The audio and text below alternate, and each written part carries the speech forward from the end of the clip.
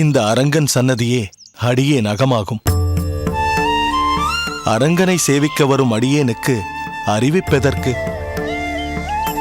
சரி, அதை விடு. நீ வருவதற்கு சற்று நேரம் முன்பு இந்த வரரங்கன் பெரிய கோவிலில் வீற்றிருக்கும் அரங்கனை அடியேனுக்கு அனந்த பத்மநாபனாகவும் திருவரங்க திவ்ய தேசத்தை திருவனந்தபுரமாகவும் மாற்றி காட்சியளிக்கச் செய்துவிட்டான். சுவாமி, அடியேன் அன்று தங்களிடம் சொல்லியது போல் தனது இனிய குரலால் அந்தந்த திவ்ய தேசத்து எம்பெருமான்களையும் நம் கண்முன்னே கொண்டு வருவது வரரங்கரின் தனிச்சிறப்பு. அது உண்மை தெய்வவாரி. சிலருக்கு குரலில் இனிமை இருக்கும், ஆனால் பக்தி பாவம் இருக்காது. ஆனால் இவனிடம் இந்த இரண்டும் குடிகொண்டுள்ளது. அதை அடியேன் இன்று உணர்ந்தேன். மேலும் இந்த வரரங்கன் அடியேனுக்கு ஒரு வேட்கையையும் உண்டு பண்ணிவிட்டான். தாங்கள் என்ன சொல்கிறீர்கள் சுவாமி? வரரங்கா, கடுவினை களையலாகும் என்ற பாசுரத்தை மட்டும் நீ இருமுறை பாடினாய். அதற்கு காரணம் என்ன? இவ்வதிசயம் அடியேனுக்கும் புரியவில்லை சுவாமி. மற்ற பாசுரங்களை ஒருமுறையே சேவித்த அடியேன் இப்பாசுரத்தின் அடிகளை மட்டும் பலமுறை சேவித்தது பகவத் சங்கல்பமே என்று தோன்றுகிறது. அப்படி அந்த பாசுர வரிகளில் அமைந்துள்ள அர்த்தம் என்ன சுவாமி?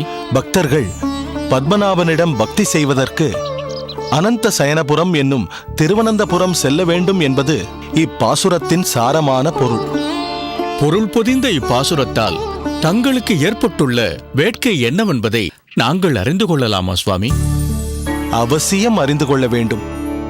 அது என்னவென்றால், அடியேன் விரைவில் திருவனந்தபுரம் சென்று அனந்த பத்மநாபனை சேவித்து வர வேண்டும். அந்த ஆவலே அடியேனுள் ஓங்கி நிற்கிறது. மாரநேர் நம்பி, அடியேன். மலராண்டான் சுவாமி, நீங்கள் ஒரு ஏற்பாட்டை துரிதமாக செய்ய வேண்டும். அதாவது, இனி தாமதிக்காமல் கூடிய விரைவில் அடியேன் திருவனந்தபுரம் சென்று அனந்த பத்மநாபனை தரிசிக்க வேண்டும். உத்தரவு சுவாமி. மற்றொரு முக்கியமான ஓர் அறிவிப்பை உங்கள் அனைவரின் முன்பு தெரிவிக்க ஆசைப்படுகிறேன். சொல்லுங்கள் சுவாமி. நாட்டை ஆள்பவன் அரசன், அதேபோல் சகல புவனங்களையும் ஆள்பவன் இந்த அரங்கராஜன். அந்த அரங்க அரசனையும் குழலோசை போன்ற தம் குரலோசையால் இந்த வரரங்கன் ஆண்டதால் இவர் அரசர் என்ற பொருளில் அரையர், அதாவது திருவரங்க பெருமாள் அரையர் என்றே அனைவராலும் அழைக்கப்படட்டும்.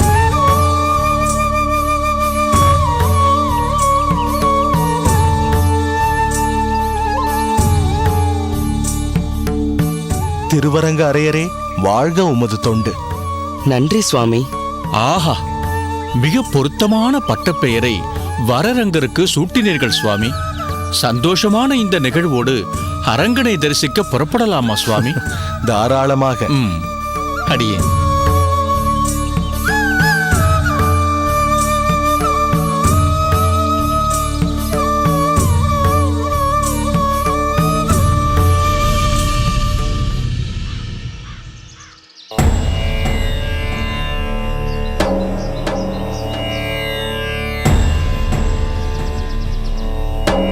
சோமயாஜி சுவாமிகளே, நமஸ்காரம். நமஸ்காரம். வாருங்கள், அகத்துக்குள் வாருங்கள். சுவாமிகள் இருக்கிறாரா? சற்று அவரிடம் பேச வேண்டும். அவர் இருக்கிறாரே, உள்ளே வாருங்கள். நான் அவரை கூப்பிடுகிறேன். இல்லை, பரவாயில்லை, நான் இங்கேயே இருக்கிறேன். எதற்காக வெளியே நிற்க வேண்டும்? வாருங்கள், உள்ளே வாருங்கள் நாராயணன். உள்ளே வர எனக்கு அருகதை இல்லை சுவாமி. இங்கிருந்தே பேசிவிட்டு சென்று விடுகிறேன். அடடா, தாங்கள் என்ன பேசுகிறீர்கள்? சக மனிதன் என்ற முறையில் உங்களுக்கு எல்லா அருகதையும் உண்டு. தயவு செய்து உள்ளே வாருங்கள். காந்திமதி, பாவம் வெயிலில் வந்திருக்கிறார். கொஞ்சம் நீர்மோருக்கு ஏற்பாடு செய். ஆகட்டும் சுவாமி. நாராயணன், தாங்கள் வெளியே நிற்பது எனக்கு மிகவும் கஷ்டமாக இருக்கிறது. உள்ளே வாருங்கள்.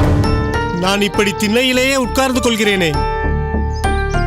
தாங்கள் தங்களுக்கு இழைத்த கொடுமைக்கு இவ்வளவு தூரம் என்னை திண்ணையில் உட்கார வைப்பதே அதிகம்.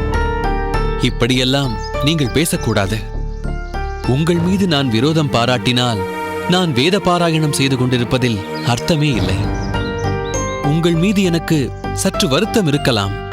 ஆனால் அந்த வருத்தம் சிறிது சிறிதாக குறைந்து கொண்டு வர வேண்டுமே தவிர வருத்தம் விரோதமாக மாறக்கூடாது. விரோதம் பிறகு ஒரு நாள் குரோதமாக மாறும். குரோதம் பழிவாங்கும் உணர்ச்சியை தூண்டிவிடும். இதற்கெல்லாம் இடம் கொடுப்பவன் ஒரு தூய வைணவனாகவே இருக்க முடியாது.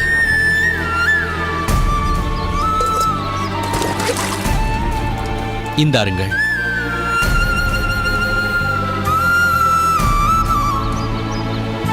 என்ன பார்க்கிறீர்கள்?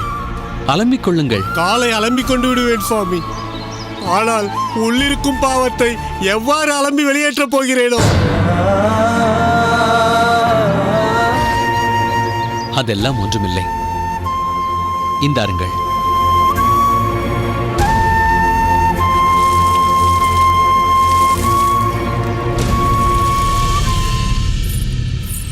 வாருங்கள். இந்தாருங்கள் சுவாமி. நீங்கள் பேச வந்த விஷயம் பற்றி பிறகு பேசலாம். முதலில் மோர் அருந்துங்கள்.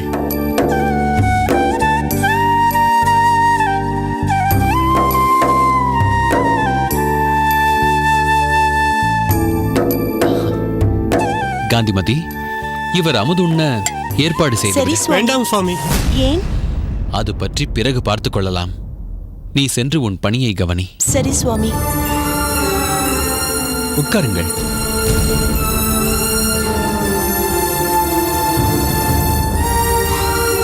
இப்பொழுது சொல்லுங்கள், நான் உங்களுக்கு என்ன உதவி செய்ய வேண்டும்? கூறுங்கள். உதவியா?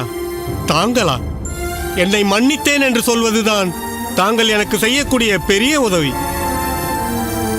தயவு செய்து என்னை மன்னித்தேன் என்று சொல்லுங்கள். இல்லை இல்லை, அப்படி சொல்லிவிட்டால் நீங்கள் உண்மையிலேயே பெரிய தவறு ஏதோ செய்துவிட்டார் போல் ஆகிவிடும். தவறுதான். நாங்கள் செய்தது பெரிய தவறுதான். குறுகிய மனப்பான்மை எது என்றும் பரந்த மனப்பான்மை எது என்றும் தங்களையும் திருக்கட்சி நம்பிகளையும் பார்த்துதான் கற்றுக்கொண்டேன். தங்களுக்கு தெரியுமோ தெரியாதோ, என் சீமந்த புத்திரன் இன்று உயிரோடு இருக்கிறான் என்றால் அதற்கு திருக்கட்சி நம்பிகள் தான் காரணம்.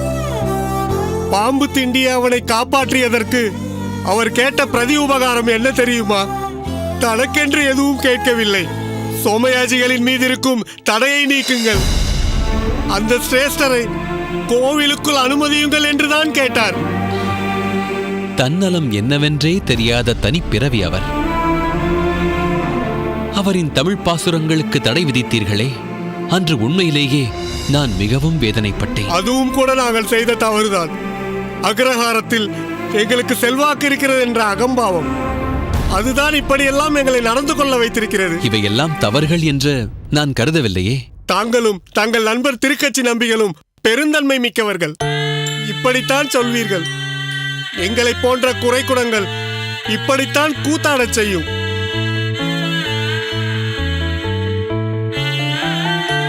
தங்கள் மீது இருக்கும் தடையை எப்படியாவது நீக்க என்னால் முடிந்த மட்டும் முயல்வேன். தயவு செய்து மன்னித்தேன் என்ற ஒரு வார்த்தையால் எனக்கு தெம்பூட்டுங்கள். சரி, அதை விடுங்கள். வாருங்கள், அமுது செய்யலாம். இந்த பாவியையே அமுது செய்ய கூப்பிடுகிறீர்கள்? வேண்டாம் சுவாமி. இல்லை, நீங்கள் இங்கு உணவு அருந்திவிட்டுத்தான் செல்ல வேண்டும். அதுதான் என் மனதிற்கு திருப்தியை கொடுக்கும்.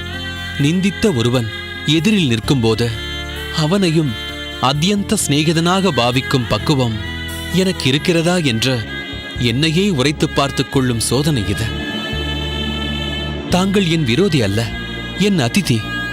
அதிதி தேவோ பவ என்றுதானே சொல்கிறார்கள். எனக்கும் என் அகத்துக்காரிக்கும் தங்களுக்கு அமுது படைக்கும் பாக்கியத்தை தாருங்கள். வாருங்கள்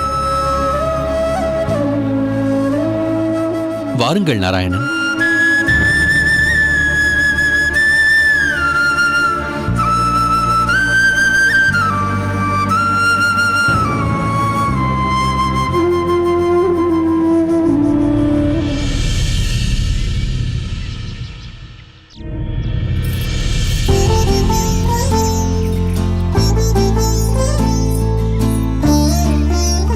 அம்மா, என்னடி தஞ்சா, இவ்வளவு நேரம் பக்கத்தில் தானே உட்கார்ந்திருந்தாய், திடீரென்று எங்கே போய்விட்டாய்?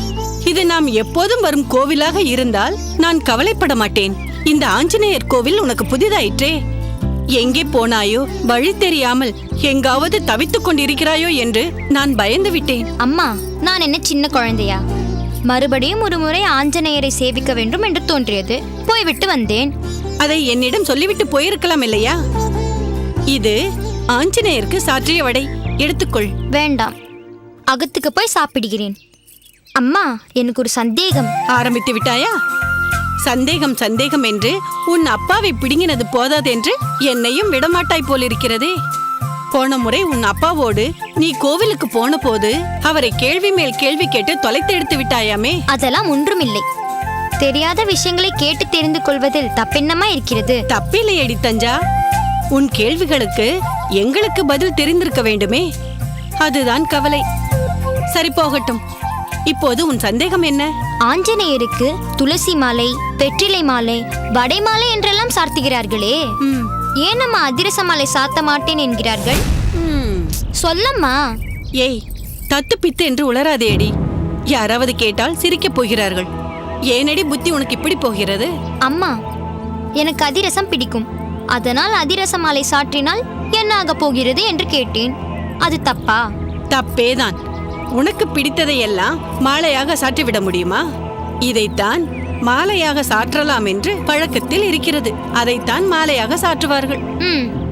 வடை மாலை சாற்றி அந்த வடையை பிரசாதமாக தருகிறார்களே, அதே போல் அதிரச மாலை சாற்றினால் அதுவே எனக்கு பிரசாதமாக கிடைக்குமே என்று நினைத்தேன். அதற்கு தான் வாய்ப்பே இல்லை என்று சொல்லிவிட்டீர்களே. இருக்கிற பிரசாதத்தை சாப்பிட்டு சந்தோஷப்படேன். முறுமுறுவென்று வடை இருக்கிறதடி, சாப்பிடுகிறாயா? வேண்டாம், எனக்கு மெத்து மெத்து என்று அதிரசம் தான் வேண்டும். நீங்கள் ஏன் அகத்தில் அதிரசம் செய்ய மாட்டேன் என்கிறீர்கள்? தெரிந்தால் தானே செய்வதற்கு. எப்படியாவது கற்றுக்கொள்ளுங்களேன். ஆமாமடி, என் பெண்ணுக்கு அதிரசம் செய்து தர வேண்டும், எப்படி செய்வதென்று சொல்லித் தாருங்கள் என்று ஊர் ஊராக போய் கெஞ்சுகிறேன். அப்படியெல்லாம் உங்களுக்கு என்று சொல்லவில்லை. சரி, வேண்டாம். பாட்டி ஊரிலிருந்து வரும்பொழுது பாட்டியை செய்து தர சொல்கிறேன். மனோகரம் செய்து தருகிறேன், சாப்பிடுகிறாயா? அதென்ன மனோரதம்? மனோரதம் இல்லையடி, மனோகரம். தேன் குழலை சிறு துண்டுகளாக உடைத்து அதை வெள்ள பாகுடன் உருண்டையாக பிடிப்பது அருமையாக இருக்கும். அம்மா, நான் ஒன்று செய்கிறேன். மடப்பள்ளியில் எனக்கு பிடித்த அந்த இனிப்பு விற்கிறார்களா என்று பார்த்து கொண்டு வரட்டுமா? சரி, சீக்கிரம் வா. நீ இங்கேயே இரு, எங்கேயும் போய்விடாதே.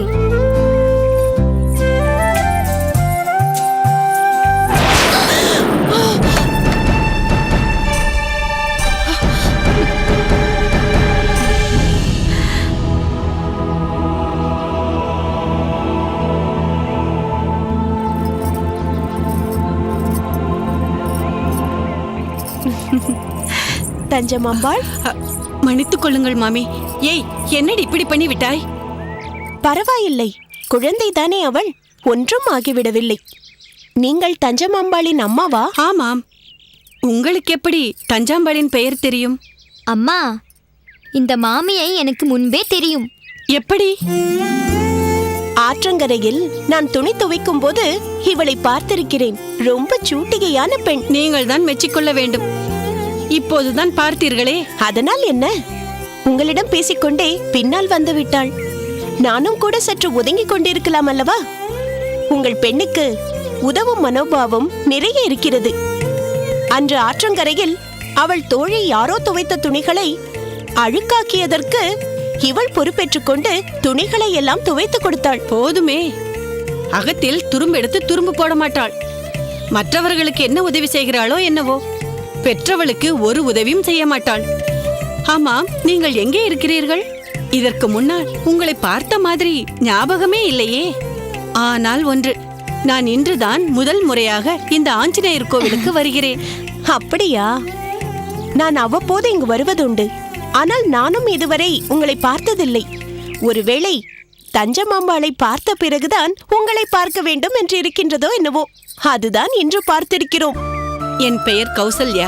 உங்கள் பெயர் என்னவென்று நான் தெரிந்து கொள்ளலாமா? காந்திமதி. மாமி, உங்கள் அகம் எங்கே இருக்கிறது? மேற்கு மாட வீதியிலிருந்து சற்று தள்ளி ஈரடி அக்ரஹாரம் இருக்கிறதல்லவா, அங்குதான் எங்கள் அகம் இருக்கிறது. வருகிறாயா? கூட்டிக் கொண்டு போகிறேன். கேட்டு விட்டீர்கள் அல்லவா? அவ்வளவுதான். வருகிறேன் என்று குதி குதி என்று குதிப்பாள். அம்மா அம்மா, நான் போய்விட்டு வருகிறேன் அம்மா. பார்த்தீர்களா? அதெல்லாம் இப்போது ஒன்றும் போக வேண்டாம், இன்னொரு நாள் போகலாம். போங்கள் அம்மா, நீங்கள் எப்போதும் இப்படிதான், என்னை எங்கேயும் போக விட மாட்டீர்கள். ஆமாம், நான் உன்னை எங்கேயும் போக விடாமல் தான் நீ ஆற்றங்கரை மாந்தோப்பு என்று ஊர் மொத்தமும் சுற்றி கொண்டிருக்கிறாய். மாமி, உங்களுக்கு ஒன்று தெரியுமோ? ஊரில் என்னை யாருக்கும் தெரியாது, இவளைத்தான் தெரியும். என்னை தஞ்சம்மாம்பாளின் அம்மாவென்றுதான் எல்லோருக்கும் தெரியும். எனக்கு என்னமோ இவளை அன்று ஆற்றங்கரையில் பார்த்த மாத்திரத்திலேயே ரொம்பவும் பிடித்து போய்விட்டது. எனக்கும் உங்களை மிகவும் பிடித்து போய்விட்டது மாமி. தஞ்சாம்பா, போதும், அகத்திற்கு போகலாம். உன் அப்பா காத்து கொண்டிருப்பார். சரி, நாங்கள் வருகிறோம் மாமி. உங்களை பார்த்ததில் மிகவும் சந்தோஷம். அம்மா அம்மா, மடப்பள்ளியில் அதிரசம் கிடைக்கிறதா என்று பார்த்துவிட்டு வந்து விடுகிறேன் அம்மா. தஞ்சமம்பாள், இங்கே அதிரசம் கிடைக்காதம்மா. சாதாரணமாக பெருமாள் கோவிலில் தான் கிடைக்கும்.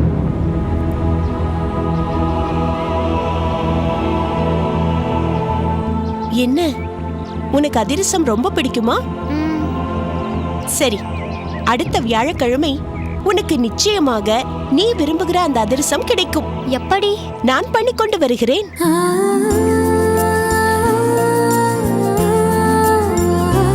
தவறாமல் அடுத்த வியாழக்கிழமை இங்கே வந்துவிடு. என்ன? சொல்லிவிட்டீர்கள் அல்லவா? இன்றிலிருந்து நாளை எண்ணிக்கொண்டே இருப்பாள். மாமி, உண்மையிலே நீங்கள் அதிரசம் பண்ணி கொண்டு வருவீர்களா? பிறகு விளையாட்டிற்கு சொன்னேன் என்று நினைக்கிறாயா? அடுத்த வியாழக்கிழமை மாமியின் கைவண்ணம் எப்படி இருக்கிறது என்று பார். ஐயோ, பார்க்க மட்டும் தான் முடியுமா? சாப்பிட முடியாதா? ஏய் வாயாடி, பார்த்தீர்களா மாமி? எவ்வளவு அப்பாவி மாதிரி கேட்கிறாள். பரவாயில்லை, சின்ன குழந்தைதானே. தஞ்சமம்பாள், அடுத்த வியாழக்கிழமை உனக்கு அதிரச வியாழக்கிழமை, சரியா? சரி. சரி, புறப்படு. வருகிறோம் மாமி. வாருங்கள்.